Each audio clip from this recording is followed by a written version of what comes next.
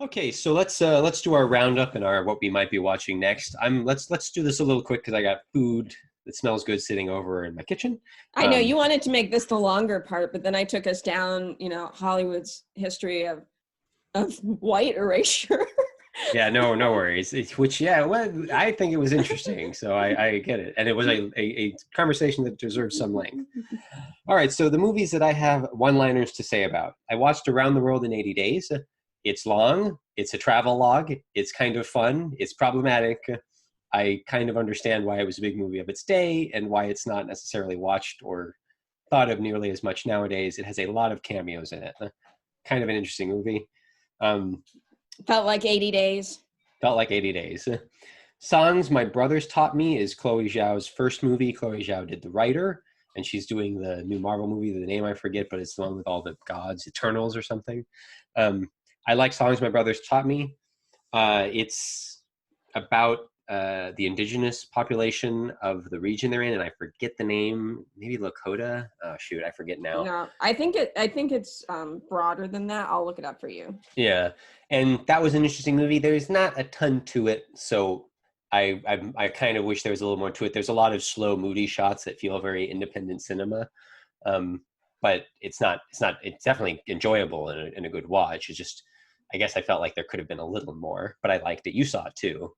Yeah, sorry, I apologize. You were right. It is the Pine Ridge. It's set in the Pine Ridge Indian Reservation, which is an Oglala Lakota Indian Reservation. Okay, Oglala, that was the name I forgot. But I understand that talk about people whose histories have been completely erased. Oh yeah, Jesus. As well, as Black people whose history has been erased. I think there's some,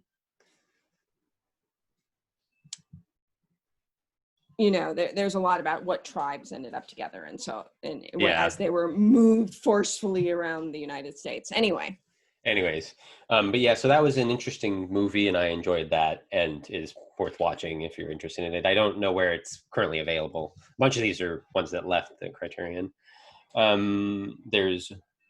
Did you want to do yours for that now, or wait until? Do you have any thoughts on that? On Songs My Brothers Taught Me. I mean, I thought it was good, and one of a very limited number of films about Native people to the Americas, because they also get largely ignored in Central and South America as well. Yeah, wasn't made. Chloe Zhao is not indigenous. Not made by an indigenous person, but largely featuring indigenous people playing themselves. So yeah, which is interesting. So yeah, that movie, you have some on my list that I need to watch that are from indigenous creators. So that's worth. There is a man in Canada who's of the First Nations, who just had one come out that featured zombies. His name is Jeff Barnaby, and he's First Nations, which is a Canadian. Yeah, interesting. I'll have to watch that. So then Wajda, which we both watched separately.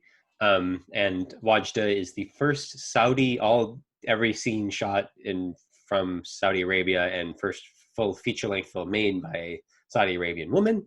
Wajda was really good. It's the kind of, Steve, you said this earlier, sugarcoating your pill kind of idea almost, where like there's a lot of travesty of what happens in Saudi Arabia and similar Middle Eastern countries where rights for women are questionable, to say the least. Not good. It's perfectly fine if you want to wear a hijab and you make all your own choices. In a country like Saudi Arabia, you don't get that choice. You just have to do what they tell you. Yeah. And that's a part of what Wajda is about. And it's about a young girl who wants a bike, and that is questionable.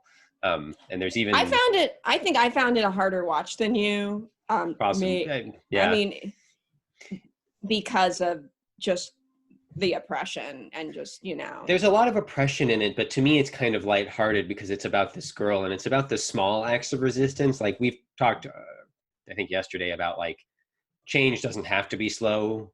Like I used to have this weird belief that like human nature is slow, so change is slow, but that's probably false.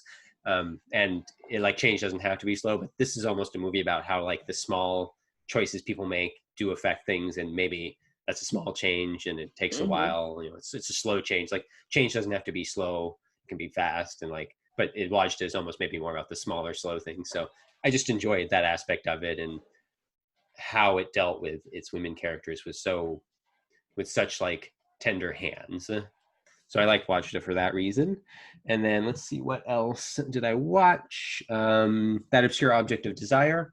I still find Buñuel challenging. I don't tend to like his movies when I watch them necessarily, but then after I think about them, I'm like, I should rewatch that. I like that. So, and it's very interesting. That Contempt made me appreciate his depiction of women a little more, because I just have trouble with Godard's Contempt. And I'll watch Contempt. But yeah, so the Obscure Object of Desire is a lot about how we view women, and like the whole idea of virginal like purity that there is to women, and then how you also want them to be willing and open for sex and stuff. And there's a lot in there that I'm not going to go into, but it's made me think, and I'll have to rewatch it. And then I did. You may be able to hear Luna's toy. She turned it on. I don't. No worries. In case anyone's hearing it.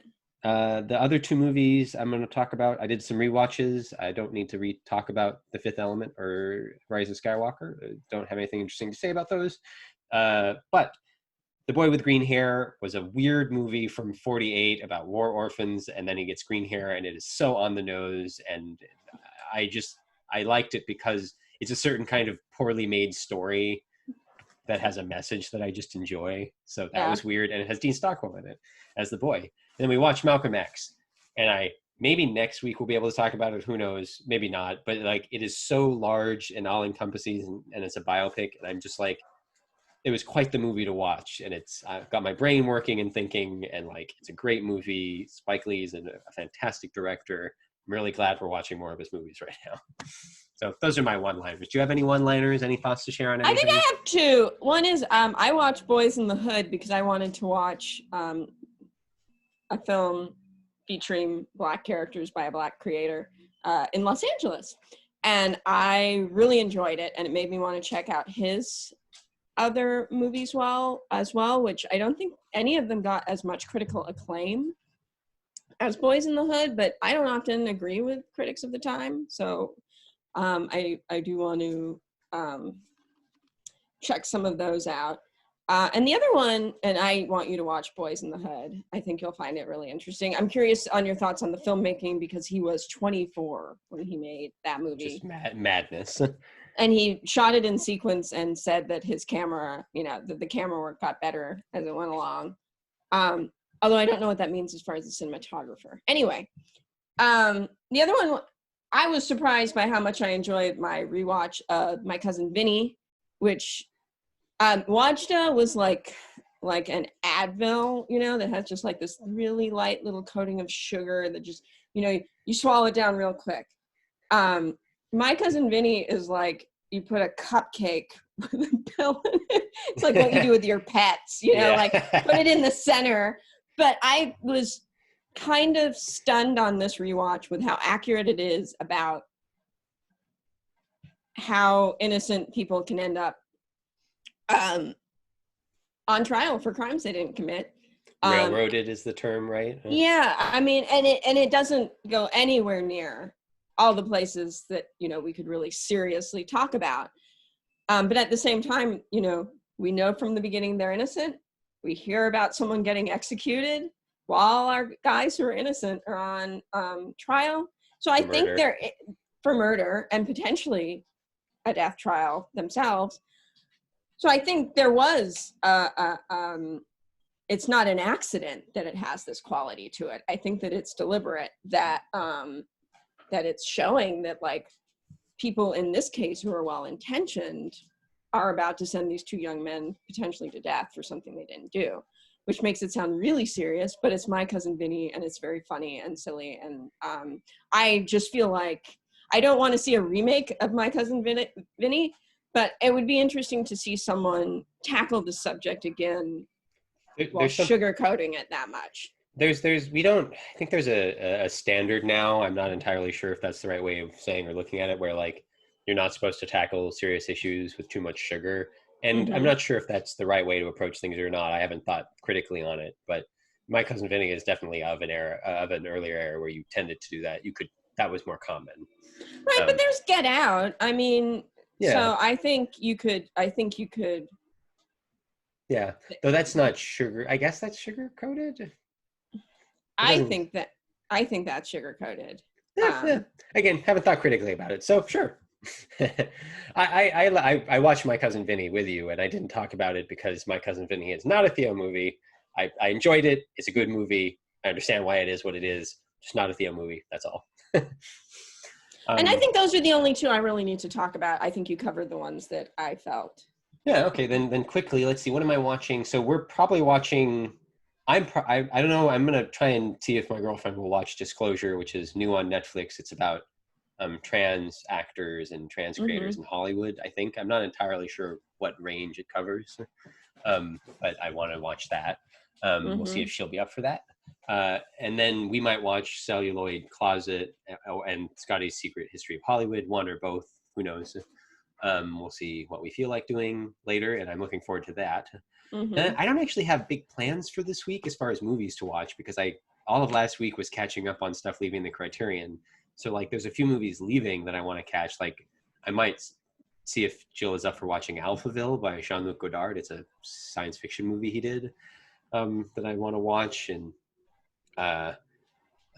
there's also this movie Judgment at Nuremberg that I don't know a ton about, though I know it has some renown. And I've been meaning to, we borrowed it from Jill's parents, and I've been meaning to watch that. And so there's that. I might try and do that. And then I think there's some rewatches Jill wants to do. I forget. I actually kind of want to watch Moana for no particular reason. So, which I don't know if Jill has seen or not. I think we saw it together, maybe. We saw it together, right? Yes, we saw it together. So I kind of want to rewatch that. So I have no strong plans, although maybe we'll also watch like School Days or something from Spike Lee.